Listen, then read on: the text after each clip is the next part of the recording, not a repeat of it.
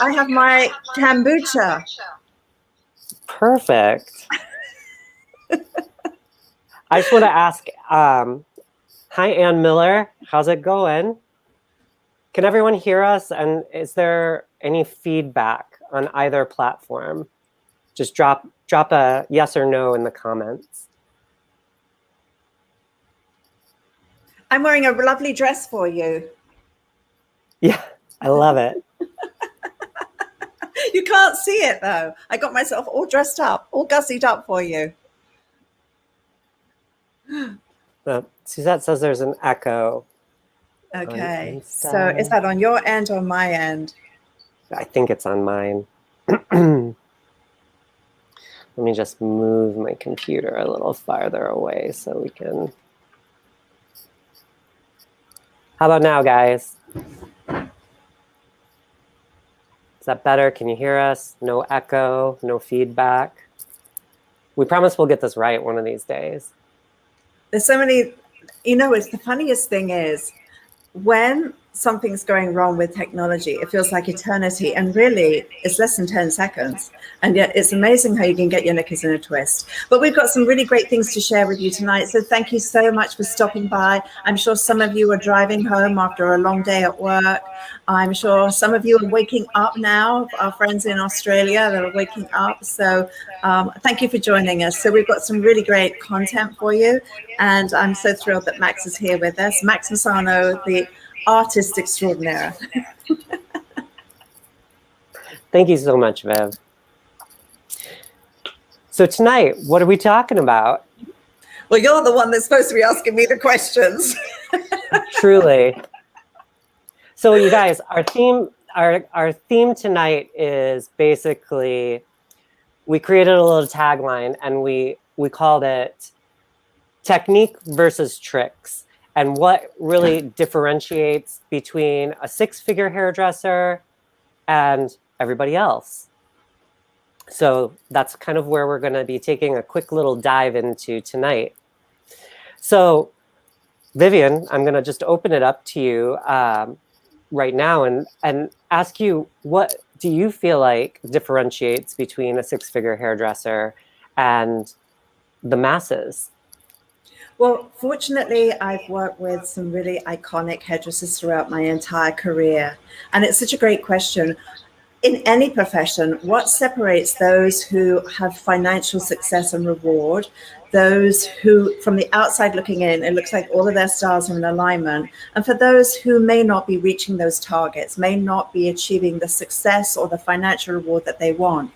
And there's a big divide between the behavior of successful people and their rituals, which I think is an important thing to talk about, from a morning ritual to an evening ritual, your rituals that lead you to be successful, and the rituals that don't lead to a result that is benefiting your career and your well-being. So it's an attitude first. And I think it starts with, I believe I'm worthy of being successful. Because when you look at some of the amazing hairdressers that charge a huge amount of money for their services, they believe they're worth it. Now, what if there's a hairdresser with the equal technical skills and equal creativity, but they don't believe in themselves? What do you think is going to happen?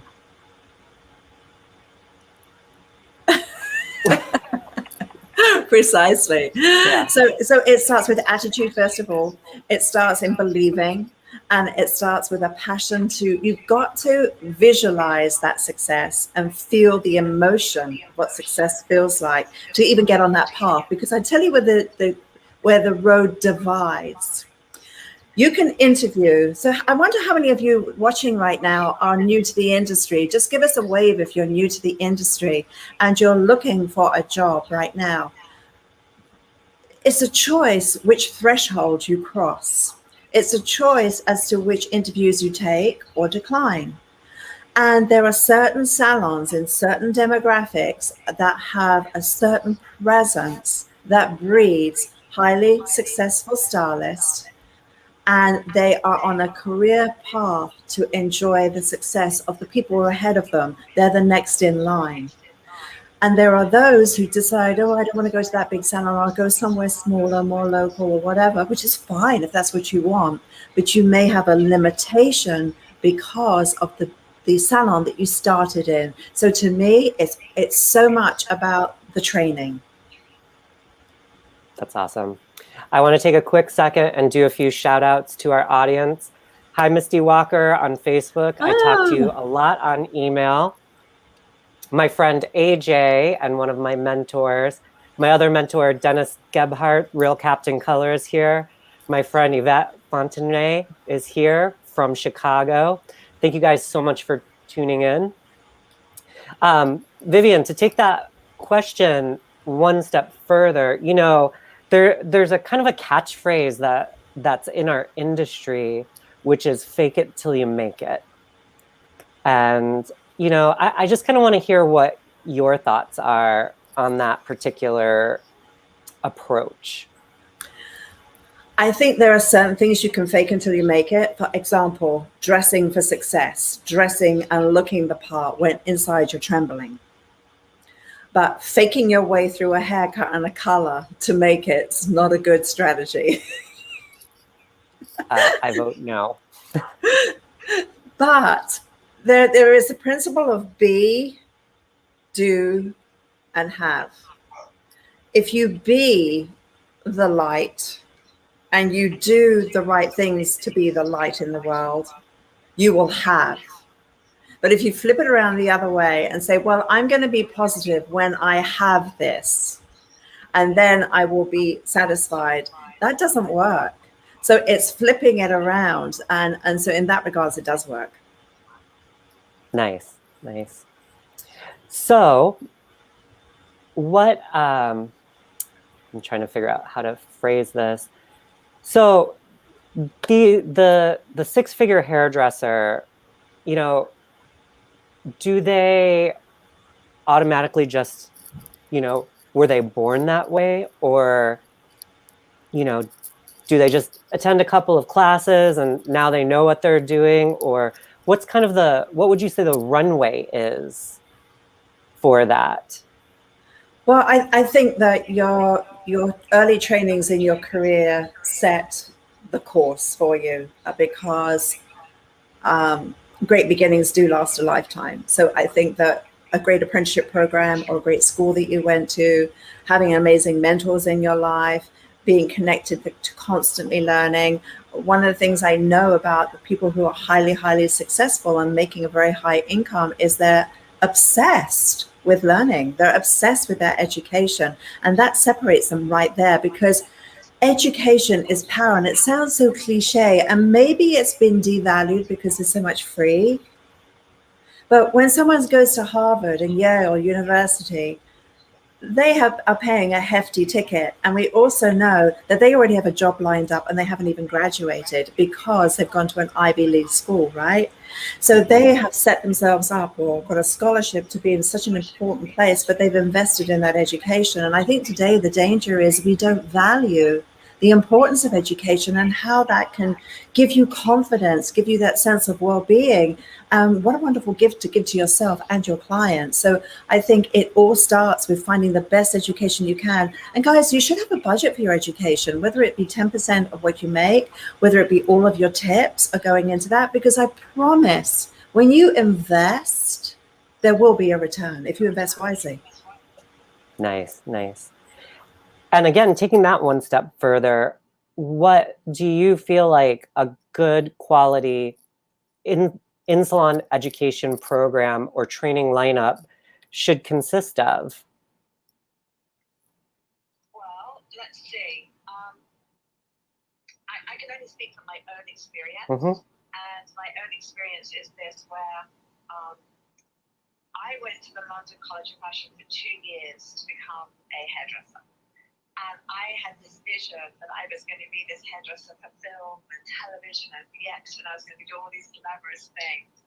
And ironically, I was actually offered a job to go to the BBC, and I didn't take that job. I was scared. I was actually scared to take the job. So from 2 years of college, getting a really classic training in hair for film and theatre, I went to Vidal Sassoons and I I took a course there. And while I was there, they recognized me as a student and said, would you like to come back? And would you like to work for us? And it was like, oh, I was so scared. I mean, I was so scared. I thought, oh my gosh. I remember the first day I went to school as a junior. And I remember walking through these huge doors, and it had 3 floors, and it employed 70 people. And there were art directors that flight of the main floor, and you had to go past the art directors to go to reception to pay your services. So these art directors saw everything that walked in and everything that walked out, right? And so when I went for my training, I was so humbled and I was so scared. I was terrified. In fact, when I passed my tests eventually at Sassoon's, when I did my first client, she had, do you know what a step bob is? Mm-hmm. So my first client in the salon, guys, now all of you know how hard it is to cut a bob. You do all know that, don't you? Because, 40 years later, I'm still humbled by a bob. And so I, on my first day there, talked this lady into a step bob above the hairline and this little fringe. I tucked myself away in this tiny corner in the salon, and I think, oh my gosh, if I can just get through this moment, right? And my heart was pounding and I was red and sweaty and just so scared. So I finished the haircut and I'm standing upstairs and the client's walking down the stairs and she's got to go past the art directors who are flanking reception. So she's walking by and I'm thinking, just go as quick as you can, because I realize Fumio, this amazing Japanese artistic director, designed the box bob. Now, just imagine, guys, let's put it in perspective today. Your first day on the job, and maybe you're doing an ombre, or you're doing some hair painting, and the person who originated, who became so famous, is standing there, right? So let's put that in perspective. Wow. My client walks through and he stops her and he talks to her. And then he looks at me and he points to me and says, come here. And I thought, I'm going to die. Like, the sheer horror of this, I'm going to die. So I go down the stairs and I felt like I was going into like my death. I walked down those stairs and he said, so what do you call this? So I said, it's a bob. And he said, is it? I went, well, it's a step bob. He said, I said, well, what is it then? He said, it's a crooked bob. Ouch. And he said, no good, with this big Japanese accent. And he said, you do it again and you go back into staff training. Wow. So that night I went on the train back to where I live. I worked in the heart of London, but I lived on the outskirts of London. And I remember going home on the train, just crying and crying. And when my mum saw me, she said, what happened, darling? And I said, Mummy, I did this person's hair and I couldn't make it perfect. And I said, I feel I should give up hairdressing. I'm really no good. And she said, oh, don't worry, darling. She said, just practice it a bit more and you'll be all right. Ooh. Couple more shout outs. Hey Boo. Hey Rachel, Painted by Ray. Hi Queen in the Stars. These are a few of my friends as well. Hi. Yeah, I mean, I remember being in staff training at Tony and Guy as a colorist and just, having some disasters here and there, but that was what staff training was also for, because, it prevents you from not having to fake it till you make it.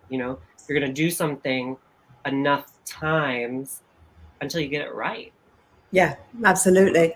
And when you go through a very strong training, so guys, if you have aspirations to increase your creativity, to increase your technical skills, to increase your financial reputation, and to increase your value behind the chair, you have to look at, what investment do I need to make to go to that level? What do I need to either study motivational books or whatever it is to get my headspace in that right space and believe I can and believe that I need to be the best version of myself. And then I think the next thing is that the tougher the training, the better you're going to be. And I think that the training that I had as a junior and the training I had at Trevor Sorby's was such intense training. I'm very lucky. For the youngsters watching, I'm sure you know Sassoons. If you don't know Sassoons, Google it, because you ought to, because he's like the Picasso of our industry. Pioneered. Every haircut you do today in the salon is a Sassoon-based hairstyle. Trevor Sorby, the icon of the most creative hairdressers in the world, who's trained some of the most famous hairdressers that we could think of today, from Eugene Solomon, Angelo Sumanera, Sally Brooks, Antoinette Binders, Ruth Roach, Tom O'Connell. I mean, all these iconic hairdressers that you should check out on Instagram came from that camp. And we were all so passionate about learning. And Trevor was the most amazing man, the kindest man, but the toughest man. And if he didn't think it was right, he would tell you so. And I was working on a collection for him when I came to the United States. And I was really struggling with the creative process and the technical process. And I was really full of self-doubt. And I didn't have a team around me. And I struggled and struggled and struggled working on this collection, which, by the way, was going to go on tour throughout the United States. Trevor flies in from London. I'm so excited and I'm so nervous because the collection is all there. So it's like hair pieces and wigs and so on. They're all going to be part of this beautiful avant-garde finale. He comes into the room and he's silent for a long time. And he looks at this work and he looks at me and he says, do you know, Vivienne, there's a fine line between creativity and bad taste. And so I said to him, which one am I? And he said, bad taste.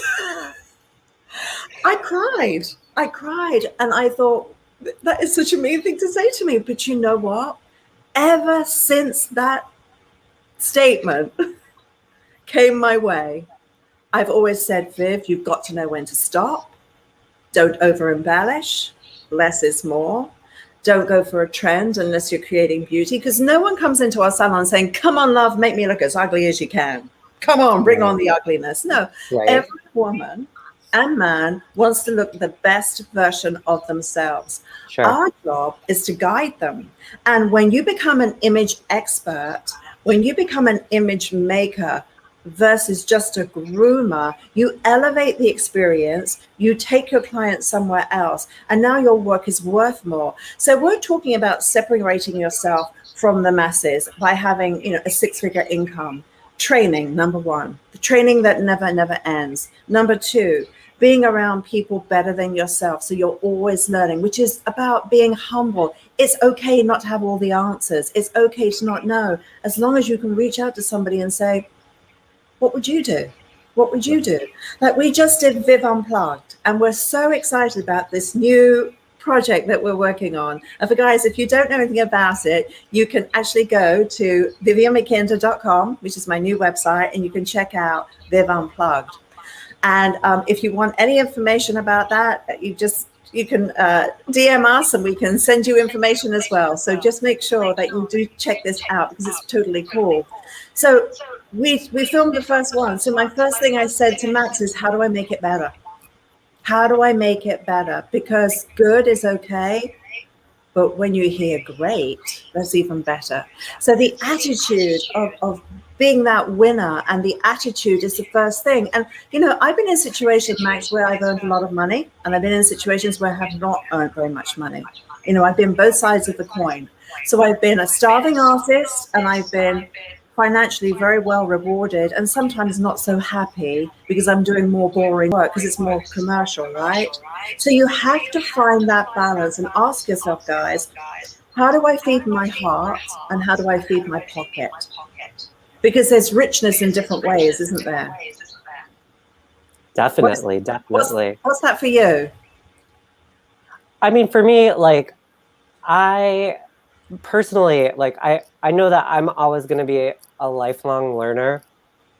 Immediately when I got into school, I kind of just threw myself out there, and I had 3 different assisting jobs in 3 different salons because I knew, school was very like rudimentary and I wasn't getting a lot out of it. Yeah. And I just knew, like I went out as a seeker because I knew that I needed to learn how to actually do this craft in order to make money. Yeah. And, I was working with all these people and I'd be like, how did you do that haircut? And it's funny, I think certain people are kind of secretive about what they know and they don't necessarily want to share it with you. But long story short, I went to this hair show, and this is back in the days of VHS videotapes. And I was at this booth and everybody looked really cool and all this cool hair was going on. And I ended up getting this goodie bag and there was a video in it. Yeah. And I took it home and I watched it. And it was called Square Layers. Yeah. And let me tell you what, for the next like 3 months, everybody got square layers. It didn't matter how long or short their hair was. They got this haircut because the way it was put together, it communicated to me. I understood it and I could execute it. Yes. And I was like, I need to go work for this company. And that's how I ended up at Toni and Guy, because finally someone sort of communicated something to me that made sense. And, then I was sold and I went through an apprenticeship program. I had to go get models. If you didn't have a model that night, we were in a mall, they sent you out. You couldn't just sit around. You either clocked out and went home or you found a model. So I'd go down to the food court. I'd go to the Gap. I'd find someone, I'd bring them back and, I would do their hair. And as frustrating as that was at times and disheartening, now in the future, I look at what that did for me as a hairdresser and how it actually shaped who I was. Yes. And yes. I would do it all over again. Yeah, wow. Well, guys, if you have any questions about your career, our career conversations with myself and Max and Rosemary, we're hosting them every week. And the normal time will be on a Monday at 10 o'clock. And clearly they are recorded, so you can always come back again. But I want to hear from you. What's on your mind? What do you want to learn? Where are your roadblocks? I want to hear from you. So please, even tonight, if you want to put in a message so we can answer your question, or DM us and ask us the question so that we can guide and direct you. Because,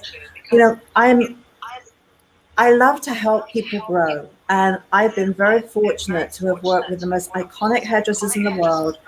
And I've been able to train some of the most incredible hairdressers in the world who are famous and successful in their own right. And there's nothing more rewarding than seeing people grow and flourish.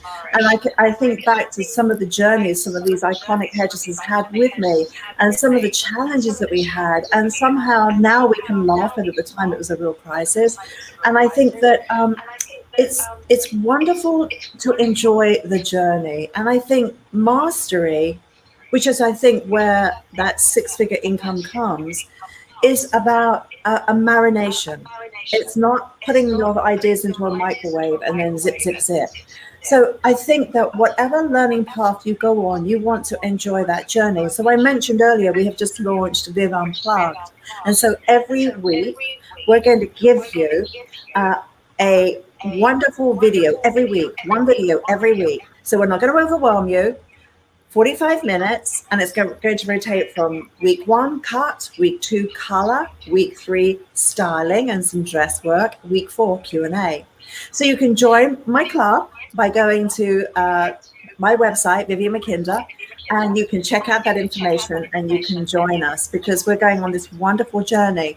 Part of also what we want to do is look at what's trending, We want to curate and celebrate some great work that's out there and share that so that you can come to us and we're doing the work. Because how much time do we spend browsing and going through pages trying to look for some inspiration? And when you go out to some of the platforms, there's some wonderful education out there, but sometimes it's hit and miss. I don't know if you found that. I mean, I have to confess, I've learned some things from ladies teaching how to do hair in their bathroom, thinking, oh, that's really interesting. Never thought of that. So I think it's important to have a really open mind. So I invite you to join my club and to join Viv Unplugged and to join us on this wonderful journey. So it's all brand new and it's very, very exciting. So do join us and I think you'll have fun. So Viv, one final question. Yes. What advice would you give Viv the apprentice at the beginning of your career? Don't be so scared. I was scared of my own shadow. Not confident, terribly shy, awkward. Didn't even enjoy being a redhead. Imagine, guys, I've got long red hair and it's gothic. So everyone's got black hair, purple makeup, black nails, and this ginger creation shows up with freckles all over her face. Nerd. I never looked like I fitted in. And it was because I wasn't cool, because I was just the way that I am. I really thought, well, I'm not cool, but that's not going to stop me from doing cool work. And I think that that was probably a catalyst to saying, let my work speak for itself. You're in the background, Viv. Let your work speak for itself. Don't let people know that you're an art director. Don't let people know the things you've done. Let your work speak for itself, because when people see beautiful work, you're going to get those natural referrals. You're going to get those magical things happening because you're bang on, right? Yeah. So I want to encourage you. I was shy. I was nervous. I used to hide in the salon in the tiniest corner. And one day in the salon, the managing director at Sassoon said to me, Vivienne, you're going to go to the school. I was like, oh, I'm going back to school again? Did I do somebody else's hair bad that I don't know about? I colored someone's hair green when they should have been brown. I mean, you know, I soaked somebody's dress and I went and put it in the dryer, and the lady was big, and I put her dress in the dryer, and it was this crimpling fabric, and it shrank, and it was like this size. And so when I took it back, this lady is full, and she couldn't even get her arm in one sleeve. And I'm thinking, my career is just such a disaster. Something else is going to happen. He said, you're going to go to the school. And I said, why? What have I done wrong? He said, you're going to shine at the school. We're going to send you there. And 2 years later, I was the artistic director at the school. So I found a place to kind of do creative work and have fun and work with hairdressers and build training programs, which I'm still doing today.